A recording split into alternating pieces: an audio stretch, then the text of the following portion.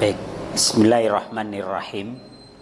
Assalamualaikum warahmatullahi wabarakatuh. Innal hamdalillah nahmaduhu wa nasta'inuhu wa nastaghfiruh wa na'udzu billahi min syururi anfusina wa min sayyiati a'malina. May yahdihillahu fala mudhillalah wa may yudlilhu fala hadiyalah. Asyhadu an la ilaha illallah wahdahu la syarikalah wa asyhadu anna Muhammadan abduhu wa rasuluhu la nabiyya ba'da. Allahumma salli wa sallim ala Muhammad wa ala alihi washabihi ajmain, amma ba'du.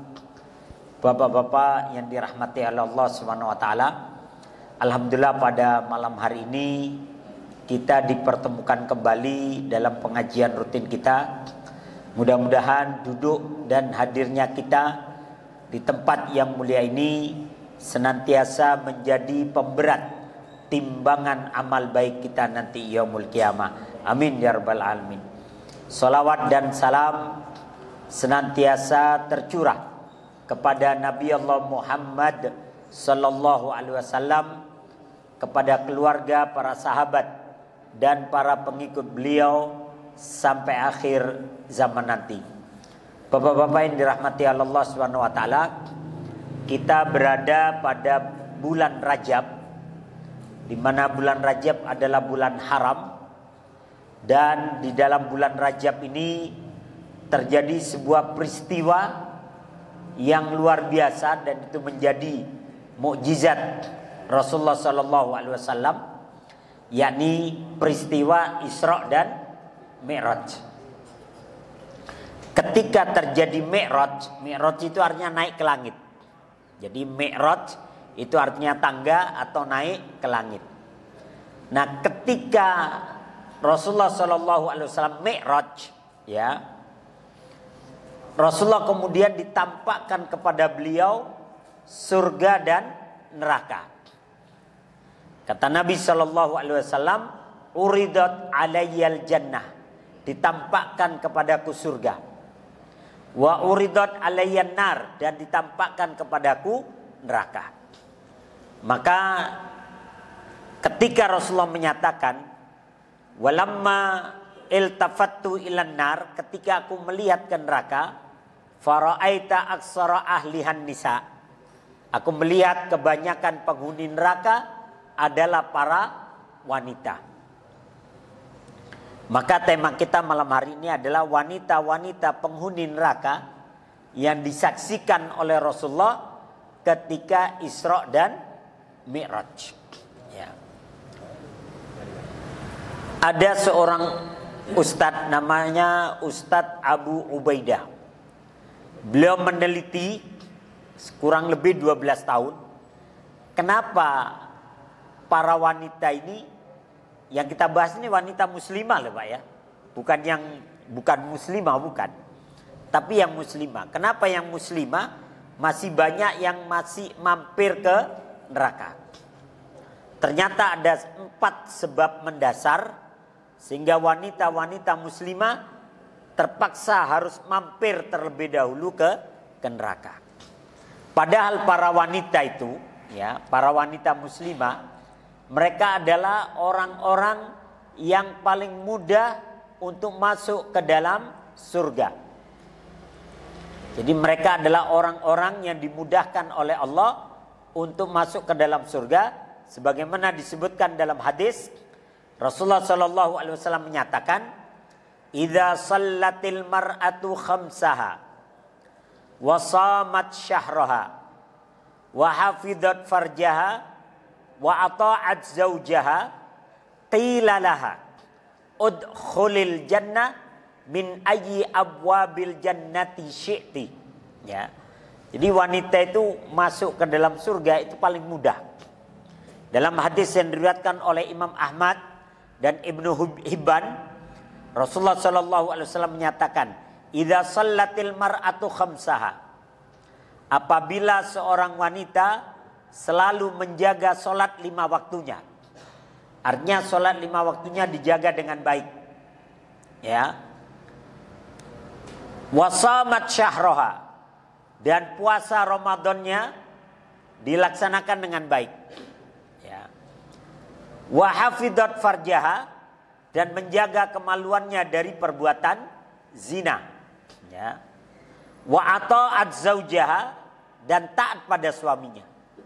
Qilalaha, maka akan dikatakan kepada wanita ini, udkhulil jannah min ayyi abwabil jannati syi'ti, masuklah engkau ke dalam surga dari pintu mana saja yang engkau sukai. Surga itu ada 8 pintu. Salah satunya adalah pintu Ar-Royan, ya. Ada pintu solat, ada pintu sodako dan sebagainya. Ada 8 pintu gerbang. Dan tinggi surga itu adalah 100 tingkatan. Maka orang yang rajin solat, dia akan diperintahkan masuk ke dalam pintu solat. Yang rajin puasa, dia akan masuk dari pintu puasa. Tapi para wanita yang menjaga 4 perkara ini, solatnya dijaga, puasa Ramadannya dijaga, taat sama suami, tidak melakukan perzinahan, maka dengan 4 ini, qilalaha, masuklah engkau ke dalam surga dari pintu mana saja yang engkau kehendaki. Wanita paling mudah masuk surga, tapi kenapa justru wanita banyak di neraka? Kata Rasulullah sallallahu alaihi wasallam, "Qumtu ala babil jannah, fakana ammatu man dakhalahal masakin, wa ashabul jaddi mahbusun ghaira anna ashaban nar qad umira bihim ilan nar, fa idza ammatu man dakhalahan nisa." Kata Nabi sallallahu alaihi wasallam dalam hadis riwayat Imam Bukhari dan Muslim, "Qumtu ala abwabil jannah." Aku berdiri di depan pintunya surga. Maka ternyata kebanyakan yang masuk surga adalah orang-orang miskin. Jadi orang-orang miskin banyak masuk surga dan paling cepat masuk surganya. Tapi jangan karena hadis ini terus pingin kere semua, jangan ya. Karena naik haji butuh duit sekarang, ya. Umrah pakai duit, ya. Semuanya serba ini. Artinya orang-orang miskin hisapnya itu nggak lama. Paling yang dihisap cuman amalnya. Begitu hartanya dihisap, nggak ada, ya Allah, kebawa ke banjir, ya. Ya udah masuk surga. Tapi orang-orang kaya tertahan itu, ya. Kenapa? Karena saking banyaknya hartanya. Ditanya, kamu punya baju koko berapa? Cuman 3, ya Allah. 3 apaan? 3 lemari. Oh, panjang gitu, Pak. Ya. Apalagi kalau Bapak punya duit 270 triliun. Ya. Itu bisa segini, seruangan ini tuh. Ya. Itu hisapnya lebih lama lagi. Maka orang-orang miskin dalam hadis yang lain 500 tahun terlebih dahulu masuk surga dibandingkan orang-orang kaya. Jadi orang miskin sudah menikmati surga kurang lebih 500 tahun baru orang-orang kaya itu dimasukkan. Ya.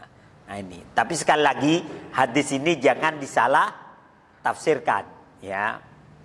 Nah, kemudian sementara orang-orang kaya dan terpandang masih tertahan untuk dihisap karena hartanya tadi. Namun penghuni neraka telah diperintahkan untuk masuk ke dalam neraka. Ternyata mayoritas yang masuk ke dalam neraka adalah kaum wanita. Ya. Kenapa wanita banyak masuk di neraka? Ternyata ada 4 sebab mendasar, ya. Wanita itu bisa masuk ke dalam surga. Sebagaimana penelitian yang dilakukan oleh Al-Ustadz Abu Ubaidah, ya. Yang pertama, sebab yang paling mendasar, wanita sering lalai dalam masalah datang bulannya, ya, sehingga berpengaruh pada sholat 5 waktunya. Wanita itu beda dengan laki-laki. Wanita itu ada siklus namanya datang bulan. Dan tiap mau datang bulan itu selalu ada sinyalnya. Ya, ada sinyalnya. Ya, otot-otot tegang, pegel, pusing, ya, marah-marah, kadang emosi dan sebagainya. Dan dia tahu bahwa kalau tanda-tanda seperti itu dia akan datang bulan. Nah, ketika dia mau datang bulan, dia udah mulai siap-siap tuh, udah mau datang bulan. Besok subuh dicek ternyata belum keluar darah. Wajib sholat subuh nggak, Pak? Wajib. Maka dia sholat subuh. Begitu zuhur jam 12, Allahu Akbar, dia cek belum keluar darah. Wajib sholat zuhur nggak? Wajib. Tapi kebanyakan wanita menunda itu. Harusnya dia tahu mau datang bulan, belum keluar darah, segera harusnya dia sholat zuhur. Karena pada saat belum datang bulan, ada kewajiban sholat zuhur di situ. Tapi kebanyakan ditunda antara jam 1, antara jam 2. Begitu jam 2 mau sholat, sudah datang bulan. Haram sudah untuk sholat zuhur. Tapi dia telah lalai itu tadi.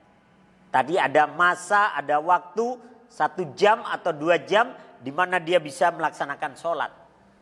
Tapi dia lalai itu, dia tinggalkan sehingga dia dihitung meninggalkan sekali sholat di awal datang bulan.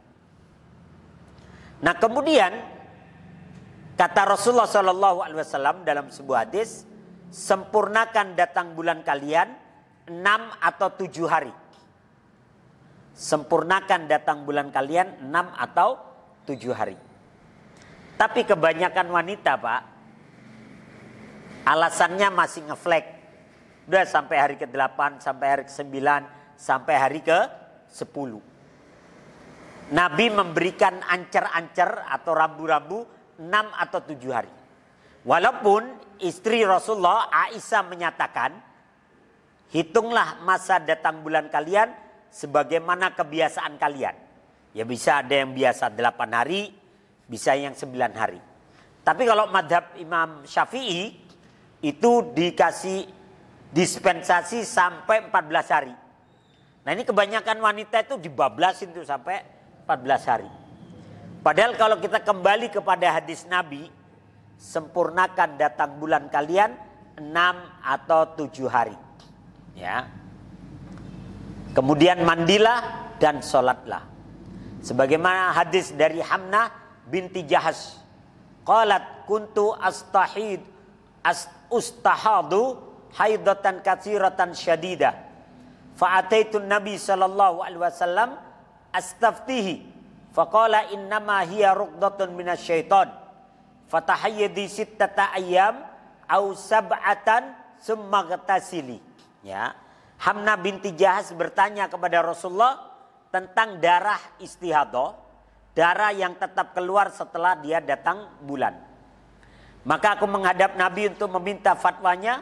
Beliau bersabda bahwa istihadah itu adalah gangguan dari setan, kata Nabi. Maka sempurnakan atau anggaplah 6 atau 7 hari sebagai masa haidmu, kemudian mandilah. Jadi kalau kita kembali kepada hadis Nabi, ancar-ancarnya itu 6 atau 7 hari. Cuman wanita kadang sampai 2 minggu kadang, Pak. Ya. Malah ada yang sampai, saya ngajar SMA Muhammadiyah nih, ada anak murid nih, Rebu sekarang dapat Pak, Rebu berikutnya ketemu dapat Pak, Rebu berikutnya lagi masih dapat. Ya. Akhirnya saya suruh guru-guru perempuan, yang bilang dapat itu kumpulkan dalam satu ruangan, cek. Ternyata bohong semua, Pak, ya. Yang benar-benar datang bulan dari 80 orang, yang benar-benar datang bulan paling 6 atau 7 orang. Sisanya nebeng supaya enggak sholat duhur. Ya. Nah, ini. Jadi kata Nabi, kalau kita kembali kepada hadis, anggaplah 6 atau 7 hari sebagai masa datang bulanmu, kemudian mandilah. Kemudian melanjutkan hadis itu Rasulullah menyatakan, Faidas tangqati fasalli arba'atan wa ishrina aw salasatan wa ishrin wasumi wa salla fa inna dalika yujzi'uka wa kadalika faf'ali kama takhidin nisa. Ya. Kemudian Rasulullah menyatakan, jika engkau telah bersih, yakni telah mandi wajib setelah hari ke-7, maka sholatlah 24 hari atau 23 hari, kata Nabi. Jadi kalau kita kembali ke hadis ya antara ini, sholatlah 24 hari atau 23 hari.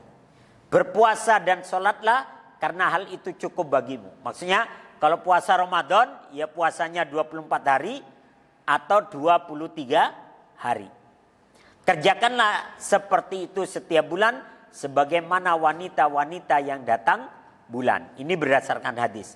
Diriwayatkan oleh 5 imam kecuali Imam An-Nasa'i. Ya, yang disebut imam itu 5 imam itu adalah Imam At-Tirmidzi, Abu Dawud, ya, kemudian Imam Ahmad, kemudian Ibnu Majah, ya, dan satu lagi kalau nggak salah Imam Bukhari itu, ya. Nah ini. Kemudian hadis ini sahih menurut Tirmidzi dan hadis ini hasan menurut Imam Al-Bukhari. Dan hadis ini terdapat dalam kitab Bulughul Maram bab tentang haid. Ya, nanti bisa dicek, ya. Jadi kalau kembali kepada hadis Nabi, ancer-ancernya ini 6 atau 7 hari.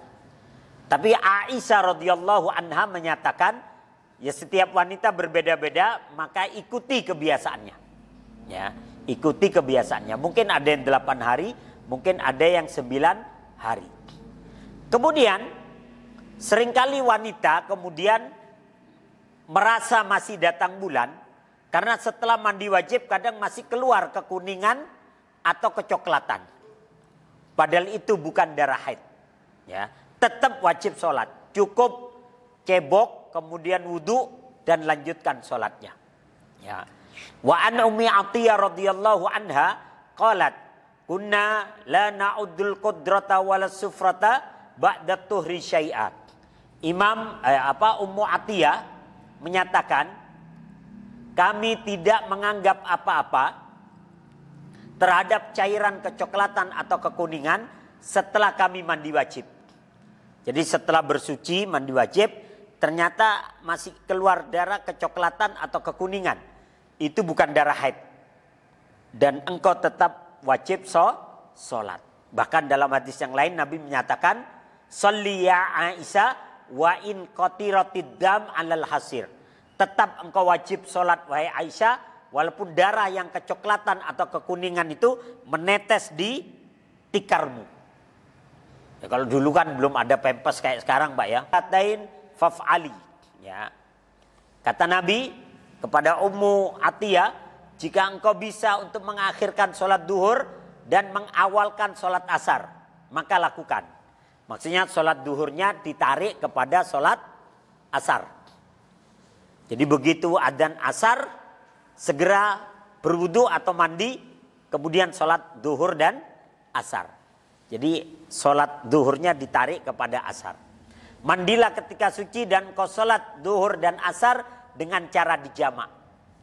Jadi orang yang istihadah, kalau dulu kan begini Pak. Dulu kan kamar mandi itu di luar rumah Pak. Pada masa dulu itu kamar mandi itu di luar rumah. Kalau kita sekarang bersyukurlah bahwa kamar mandi itu ada di dalam rumah gitu ya. Malah ada di dalam kamar kadang. WC-WC-nya itu. Kalau dulu kan keluar dulu. Kita dulu di kampung kalau mau ke toilet tuh, kita ke kali Pak, ke sungai. Diantar kita sama orang tua pakai senter gitu.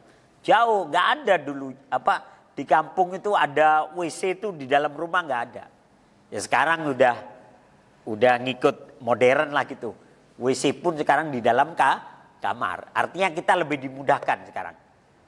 Nah, supaya dia tidak bolak-balik ke kamar mandi, maka sholatlah duhur dan asar dengan cara dijamak di waktunya asar. Jadi begitu adzan asar segera mandi atau berwudu saja, kemudian sholat duhur 4 rakaat, asar 4 rakaat. Kemudian jika engkau mampu engkau mengakhirkan sholat maghrib dan mengawalkan sholat isya. Jadi maghribnya ditarik ke isya, ya. Yakni engkau sholat maghrib dan isya dengan cara dijamak. Kemudian Rasulullah Shallallahu Alaihi Wasallam menyatakan, wa taghtasila ma'as subhi wa tusallin. Qala wa huwa a'jabul amrain ilayya. Kemudian Nabi menyatakan, menutup hadis itu dengan menyatakan, kemudian mandilah engkau pada waktu subuh. Ya, mandilah engkau pada waktu subuh dan sholatlah. Ya, mandilah pada waktu subuh dan sholatnya. Kemudian beliau bersabda, inilah dua hal yang paling aku sukai, yakni menjamak duhur dan asar. Itu yang pertama. Yang kedua adalah menjamak maghrib dan isya. Khusus bagi orang-orang yang mengalami istihadah. Ya, dia merasa darah masih keluar terus. Ya. Maka tidak ada alasan wanita kemudian meninggalkan sholat. Itu yang datang bulan aja nggak, yang istihadah aja nggak bisa meninggalkan sholat. Apalagi yang cuman belanja, ya. Kan ada orang cuman karena belanja kemudian dia nggak sholat. Ada loh, Pak, ya. Maka ketika istihadah aja masih wajib sholat gitu istilahnya, apalagi cuman belanja, ya. Ada orang keliling Tanah Abang, muter 3 jam, 4 jam. Ya, cuman beli rok bawah 1, nggak sholat tapi itu. Ya, duhurnya lewat, asarnya lewat. Nah ini, kalau sekarang sudah bersyukurlah, artinya setiap tempat-tempat belanja itu sekarang sudah ada tempat sholatnya. Maka tidak ada alasan lagi kita untuk tidak melaksanakan sholat. Yang kedua, yang menyebab kalau tadi lalai dalam masalah datang bulan, ya. Sekarang yang kedua, banyak wanita yang kurang berterima kasih kepada suami. Tidak pandai bersyukur kepada suami. Ketika Nabi menyatakan, aku melihat kebanyakan penghuni neraka adalah para wanita, ya. Kata Nabi, uritun nar fa idza aksaru ahlihan nisa yakfurna. Qila yakfurna billah, qala yakfurnal ashir wa yakfurnal ihsan. Lau asanta ila ihdahunna dahr summa ra'at minka syai'an qalat ma ra'aitu minka khairan qad. Ya. Kata Nabi, diperlihatkan kepadaku neraka. Ternyata mayoritas penghuninya adalah para wanita yang kufur. Ada yang bertanya, apakah mereka kufur kepada Allah? Beliau menjawab, tidak. Melainkan mereka kufur kepada suami dan mengkufuri kebaikan suami. Ya. Mengingkari suaminya dan mengingkari kebaikan suaminya. Bagaimana mereka disebut mengingkari kebaikan suami? Seandainya engkau berbuat baik kepada salah seorang dari mereka dalam satu masa, yakni bertahun-tahun, kamu baik. Kemudian suatu saat dia melihat darimu ada sesuatu yang kurang berkenan di hatinya. Maka istrimu akan berkata, ma ra'aitu minka khairon qad. Aku sama sekali belum pernah melihat kebaikan darimu. Hadis riwayat Imam Bukhari dan Muslim. Jadi wanita kadang begitu, Pak, kita baik ini bertahun-tahun, ya. Terus satu ketika kita salahlah sekali mungkin, langsung mengatakan, emang lu semalama ini bohong, ya. Emang lu selama ini gak baik, emang lu selama ini ngasih apa sama gue, begitu, Pak. Dijamah suaminya ngasih apa? No anak 15, ya. No lemari, baju, panci, rice cooker semua ada, mobil semua ada, ngasih apa, ya. Nah ini, jadi kadang seperti itu. Kebaikan-kebaikan suami itu bisa hilang ketika istri marah, sekali aja marah, langsung hilang kebaikannya. Inilah yang disebut yakfurnal asir, menghilangkan kebaikan-kebaikan sang suami, ya. Kedurhakaan yang dilakukan seorang istri terhadap suaminya pada umumnya berupa 3 bentuk kedurhakaan. yang sering kita jumpai pada kehidupan masyarakat kaum muslimin. Ya. Yang pertama, durhaka dengan ucapan. Durhaka dengan ucapan. Marah-marah sama suami, ya. Marah kadang kalau lagi marah kebun binatang keluar juga, Pak, ya. Nah ini. Jadi ya seperti itu dengan ucapan. Atau durhaka dengan perbuatan. Ya. Kadang suami nyolek, ditampel tuh, Pak. Apaan sih gitu ya. Nah, ini ya. Suami nyolek lagi, apaan sih gitu ya. Nah, ini. Atau memunggungi suami. Nah, ini. Jadi dengan perbuatan. Ada juga durhaka dengan ucapan dan perbuatan. Ya. Padahal kewajiban seorang istri diantaranya adalah memuliakan suami. Dalam hadis riwayat Imam Tirmidzi, Rasulullah menyatakan, "Lau kana al-'abdu ya'budu lil 'abd." Seandainya seorang hamba boleh menyembah hamba yang lain, la amartul mar'atu ayyasjuda ala zaujiha. Kalau seandainya manusia boleh menyembah manusia yang lain, maka aku akan perintahkan para istri menyembah suaminya atau bersujud kepada suaminya. Ya, kenapa? Karena kemuliaan yang dimiliki oleh para suami. Tapi memang suami zaman dulu, dia yang bekerja, dia yang juga belanja, dia nyari nafkah, istri lebih banyak di rumah istilahnya. Kalau sekarang kan kagak. Kadang istrinya kerja gajinya 10 kali lipat daripada kita. Ya, yang itu jadi masalah itu. Ya, nah ini gaji kita 3 juta, dia 30 juta. Ini ya. Jadi kedurhakaan terhadap suami itu bisa menyebabkan seorang istri bisa masuk ke dalam neraka. Terkadang kita lupa bahwa ada suami yang lupa bahwa ibu lebih utama dari istri. Jadi ini kaidah yang dibuat oleh para ulama, bukan hadis Nabi. Tapi ini hanya sekedar kaidah. Ada suami yang lupa bahwa ibu lebih utama dari istri. Maka sebagai anak laki-laki, kewajiban kita tetap ya memperhatikan kesejahteraan ibu kandung kita. Dan itu harus dibicarakan dengan istri kita. Ya. Ada istri yang lupa bahwa suami lebih utama dari ibu kandungnya.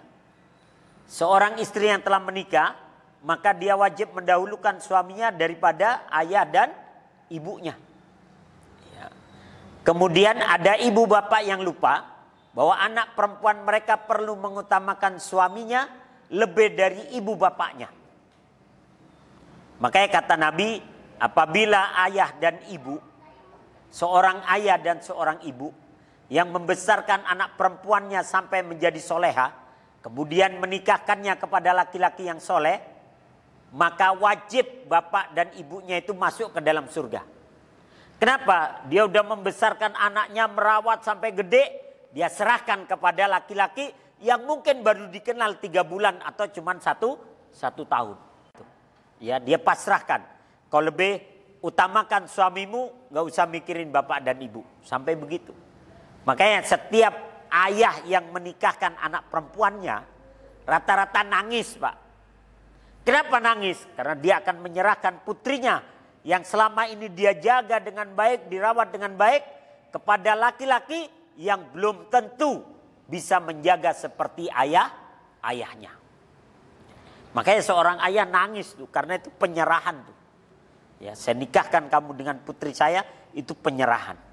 Ya. Walaupun kadang ya dia nggak tahu apakah nanti putrinya akan bahagia atau enggak, tapi dia serahkan. Ya. Nah ini. Kemudian ada suami yang lupa bahwa ia perlu mendorong istrinya untuk tetap berbakti pada ibu dan bapaknya. Suami yang baik, walaupun dia sadar istri harus berbakti kepada dia, tapi suami yang baik, dia tetap akan mendorong istrinya untuk berbakti kepada ibu dan bapaknya. Ya. Kemudian ada istri yang lupa bahwa suami perlu mengutamakan ibunya melebihi istrinya. Maka seorang istri yang baik, dia akan terus mengingatkan suaminya, "Bang, udah berbakti belum sama ibu? Dahulukan ibu," dan sebagainya. Itu istri yang baik. Jangan malah istri ini suka ngasih pilihan sama suaminya. Lu pilih gue atau ibu lu. Begitu kadang, Pak. Ya. Nah ini kalau para ulama mengatakan kalau kau dikasih pilihan itu pilih ibumu. Karena kalau ibumu tenggelam, istrimu tenggelam, tolong ibumu terlebih dahulu. Karena kalau ibu tenggelam, tidak ada satupun yang bisa menggantikannya di dunia ini. Tapi kalau istri yang tenggelam, gantinya masih banyak gitu ya. Maka ini jangan pernah seorang istri memberikan pilihan memilih dia atau memilih ibunya. Kemudian ada anak laki-laki yang lupa bahwa tanggung jawab menjaga kesejahteraan ibu dan bapak terletak di bahu mereka dan bukan pada anak perempuan. Maka seorang suami itu hendaklah membagi penghasilannya menjadi 3 bagian. Sepertiga untuk urusan makan dan minum, sepertiga untuk urusan menabung atau buat modal. Nah, itu bolehlah yang 2/3 ini dipegang istri. Tapi ada sepertiga lagi untuk sedekah atau untuk bayar hutang. Dan itu sebaiknya dikelola oleh suami. Supaya dia bisa bersedekah kepada bapak ibunya, kepada bapak ibu istrinya, kepada adik-adiknya di kampung, kepada adik-adik istri, atau kepada masjid, kepada anak yatim dan sebagainya. Loh, kalau semua uangnya kepada istri, Pak, balik lagi susah, Pak. Ya, kalau semuanya ini dipegang istri, ya, kita mau ganti ban motor susah, Pak. Mau ganti ban motor dong, tunggu dulu ATM nggak ketemu, begitu, Pak. Nunggu kita terpleset dari motor baru itu ketemu ATM. Ya. Kalau enggak mau ini dong susah. Tapi giliran ke mall ketemu itu ATM. Ya. Nah ini. Maka sepertiga suami yang kelola, 2/3 istri yang kelola. Kalau seorang suami mengelola yang sepertiga, ketika dia dipanggil oleh mertuanya, dia ada uang sehingga dia bisa beli oleh-oleh untuk mertuanya. Coba kalau seandainya semua ke istri, mertua telepon kita, Mujahid, bapak sakit nih, wah, uang di istri semua, masa kita ke Depok dulu, ya, ke Depok dulu, baru ini keburu ini, Pak ya. Tapi kalau kita, ada di kantong, udah tinggal jalan, ya, beli pisang, beli semangka, datang sembuh, ya. Nah ini, jadi sepertiga minimal suami yang kelola dari penghasilannya. Jadi kalau bapak-bapak gajinya 10 juta, 3 juta bapak yang pegang. 7 juta istri yang pegang. Cuman kita suka dicurigai pegang 3 juta. Lu mau kawin lagi ya? Begitu ya. Padahal 3 juta itu kalau dibagi untuk bersedekah, bayar hutang, ya sedikit. Ya. Mungkin ada bayar hutang mungkin 1 juta, tinggal 2 juta. Buat sedekah keluarga di kampung, buat keluarga istri habis, ya, nggak cukup kadang 3 juta. Cuman seringkali dicurigai, ya. Kemudian ada anak perempuan yang lupa, dia terikat dengan tanggung jawab kepada suami dan kepada ibu bapak suami lebih dari ibu bapaknya sendiri. Ini sekedar kaidah yang dibuat oleh para ulama. Kemudian berikutnya, sebab wanita masuk ke dalam neraka karena banyak wanita tidak menutup aurat. Ketika Nabi Isra dan Mi'raj, Nabi melihat ada wanita-wanita yang kakinya diikat di atas, kepalanya di bawah, rambutnya menjuntai dan dilahap oleh api neraka. Maka Rasulullah bertanya, "Man haula ya Jibril?" Siapa mereka wahai Jibril? "Hunna nisa'un min ummatika lam yasturna auratahunna." Mereka adalah para wanita dari umatmu yang tidak menutup aurat mereka, tidak menutup jilbab mereka, kerudung mereka. Sekarang kita mungkin punya pertanyaan, Pak, rambut wanita itu punya nilai seksi nggak, Pak? Ini bapak-bapak, rambut wanita punya nilai seksi nggak? Nilai seksi itu nilai yang membuat kita tertarik sama dia. Punya ya? Punya. Sekarang pertanyaan kedua, nilai seksinya banyak atau sedikit? Banyak atau sedikit? Banyak. Oke, banyak. Sekarang wanita rambutnya bagus nih, rambut sanslik gitu ya. Rambut biore atau apa, bagus lah, sampo-sampo itulah, ya. Terus mukanya ternyata kayak mak lampir misalnya. Tertarik nggak?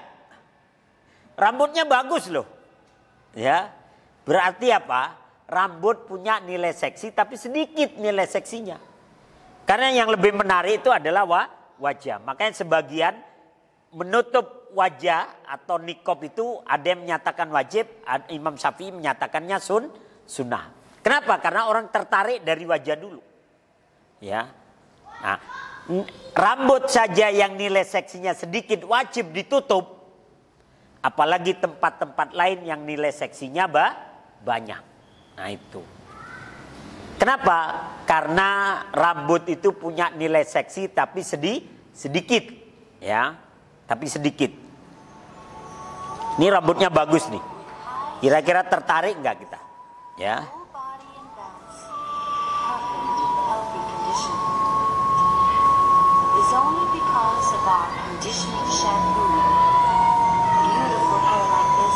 Tuh rambutnya bagus padahal, ya. Tertarik nggak? Ya. Jadi rambut itu nilai seksinya sedikit, ya. Tapi wajib ditutup, apalagi tempat-tempat lain yang ini.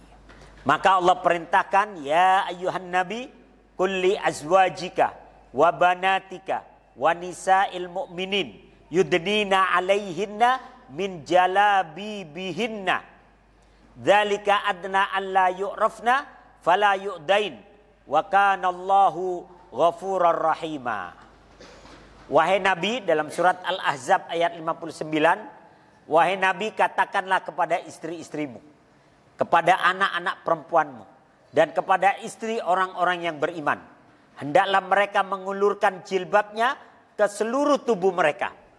Ya, yang disebut jilbab itu baju kurung tuh, Pak. Kalau kita gamis, kalau untuk perempuan namanya jilbab. Ya. Yang demikian itu supaya mereka lebih mudah untuk dikenal, karena itu mereka tidak diganggu. Dan Allah adalah Maha Pengampun lagi Maha Penyayang.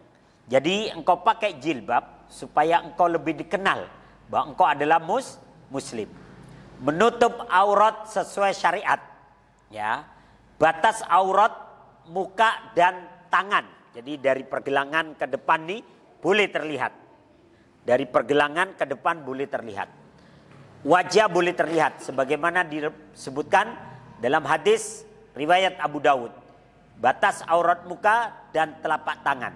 Hadis riwayat Abu Dawud. Walaupun sebagian ada yang kemudian mensunahkan memakai niqab, bahkan ada sebagian juga mewajibkan. Kemudian yang disebut khimar itu kerudung. Khimar itu sebutan kerudung. Dan kerudung itu menutup sampai ke dada. Ya, sampai di bawah dada. Kerudung. Ini kadang orang udah benar pakai jilbab, diubut-ubut ke lehernya, Pak. Ya. Ya, diubut-ubut ya. Akhirnya sininya kelihatan juga. Tapi memang kalungnya gede sih, tebel gitu ya. Nah, itu yang jadi masalah itu ya. Kalau diginiin nggak kelihatan kalungnya, Ustaz, gitu ya. Nah ini jadi yang disebut khimar itu kerudung yang sini nih. Khimar. Nah yang disebut jilbab adalah pakaian yang dari leher sampai ke bawah. Sampai ke bawah. Itu disebut jilbab. Kemudian longgar, tidak transparan. Dan menutup mata kaki. Jadi lebih utama wanita itu pakaian roknya itu menutup mata kaki. Kalau perlu nyengser ke tanah nggak apa-apa. Sampai ketutupan tumitnya. Karena menurut Imam Ahmad, wanita dilihat dari tumitnya aja, ketahuan dia perawan atau janda. Iya, kata Imam Ahmad. Dari tumitnya aja bisa kelihatan dia perawan atau janda. Tapi saya nggak mau kasih di sini, nggak mau kasih tahu di sini. Ntar bapak-bapak ke pasar lihat tumit aja.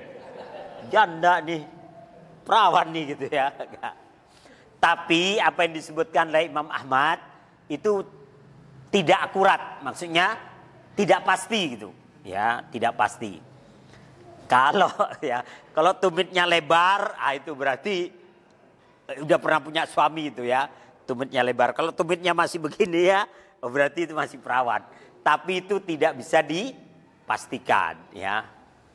Kemudian berikutnya yang menyebabkan wanita banyak mampir ke neraka adalah wanita banyak mengumpat atau melaknat. Mengumpat atau melaknat adalah mengeluarkan kata-kata kotor atau mengeluarkan kata-kata yang sifatnya itu apa ya? Ya kalau bahasa kita itu kayak mamfus loh, gitu ya. Menyumpahi gitu loh, supaya orang celaka, supaya orang mati, itu ya. Nah ini. An Abi Sa'id Al-Khudri qala kharaja Rasulullah sallallahu alaihi wasallam fi adha au fitrin ilal musalla famarra 'ala nisa. Faqala ya ma'syaran nisa tasaddaqna fa inni uritukunna aksara ahli nar. Faqulna wa bima ya Rasulullah? Qala tuksirna li'an wa takfurnal asir. Ya. Dari Abu Sa'id Al-Khudri dia menceritakan Rasulullah keluar pada hari raya Idul Adha atau Idul Fitri menuju tempat sholat. Beliau melewati para wanita kemudian berkata, ya ma'syaron nisa, wahai para wanita bersedekahlah kalian. Karena aku melihat kalian menjadi mayoritas penghuni neraka. Mereka kemudian bertanya, kenapa kami menjadi penghuni neraka wahai Rasulullah? Rasulullah menjawab, ya, tuksirnal li'an, kalian banyak melaknat, mendoakan keburukan terhadap orang lain. Nah ini, ya.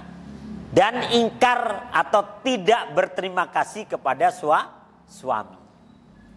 Kemudian dalam lanjutan hadis itu Rasulullah menyatakan, ma ra'aitu min naqisati aqlin wa dinin adhaba li lubbir rajul hazimin min ihdakun. Qulna wa ma nuqsanu dinana wa aqlina ya Rasulullah? Qala alaysa syahadatul mar'ati misla nisfil syahadatir rajul? Qulna bala. Qala fadhalika min nuqsani aqliha. Alaysa idha hadat lam tusalli wa lam tasum? Qulna bala. Qala fadhalika min nuqsani diniha. Maka ketika Nabi menyatakan, aku tidak melihat wanita-wanita yang kurang akal dan kurang agamanya di antara salah satu kalian yang dapat meluluhkan hati seorang laki-laki yang teguh. Jadi begini, kata Nabi, kalian wanita akalnya kurang, agamanya kurang. Nah mereka protes tuh, kok kami dibilang akalnya kurang, agamanya kurang. Maka Rasulullah kemudian menjawab, ya, apakah kekurangan agama dan akal ya Rasulullah? Kata Nabi, bukankah kesaksian seorang wanita seperti setengah kesaksian seorang laki-laki? Jadi begini Pak, dalam tiap persaksian, kalau laki, 2 orang laki cukup. 2 orang laki cukup sebagai saksi. Karena 2 orang laki tidak akan sepakat dalam dusta. Karena laki-laki itu lebih mendahulukan akal. Tapi kalau wanita, nggak boleh berdua, harus 4. Ya, kalau wanita harus 4. Kalau ada laki 1, maka wanita harus 2. Berarti 3. Kenapa? Karena wanita itu mendahulukan perasaan. Kalau dia suruh jadi saksi nih, ada maling nih digebukin. Terus wanita suruh jadi saksi, 2 orang aja. Bu, ini maling nggak? Ntar dia ngomong sama temennya. Kalau dibilang maling, ntar digebukin dia. Kasihan. Bilang aja enggak gitu ya. Enggak itu. Jadi enggak. Ya. Kalau laki-laki kan enggak. Maling. Kalau perlu salam olahraga gitu kan. Tapi wanita enggak. Kasihan ntar ini. Enggak jadi. Enggak maling dia. Maka kalau ada laki 1, persaksian wanita harus 2 orang. Ya. Nah ini. Kemudian, dan itulah yang dimaksud kekurangan akalnya. Karena kalau laki-laki itu dengan akal benar atau salah. Dihukum atau tidak dihukum. Tapi kalau wanita pakai perasaan enak sama nggak enak. Kasihan sama nggak kasihan itu. Nah ini. Kemudian bukankah jika kalian haid, kalian tidak sholat dan tidak puasa? Mereka menjawab benar. itulah kekurangan agamanya. Jadi kalau laki-laki sebulan sholatnya penuh itu. Sebulan. Perempuan ada 8 hari, ada 7 hari nggak sholat. Laki-laki puasa penuh itu sebulan. Perempuan ada 7 sampai 8 hari mereka nggak sholat. Nah, inilah.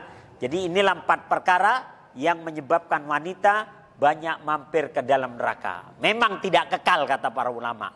Tapi sehari di neraka itu seperti 1000 tahun kehidupan dunia. Nah itulah ya.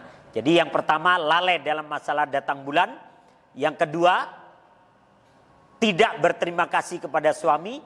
Yang ketiga tidak menutup aurat. Dan yang keempat adalah suka melaknat atau suka mengumpat. Nah ini. Mudah-mudahan Allah menjaga anak dan istri kita dari perkara-perkara yang menyebabkan mereka mampir ke dalam neraka. Na'udzubillahi min dzalik. Mari kita tutup dengan hamdalah dan doa kafaratul majlis. Alhamdulillahirabbil alamin. Subhanakallahumma wa bihamdika asyhadu an la ilaha illa anta astaghfiruka wa atubu ilaik. Assalamualaikum warahmatullahi wabarakatuh.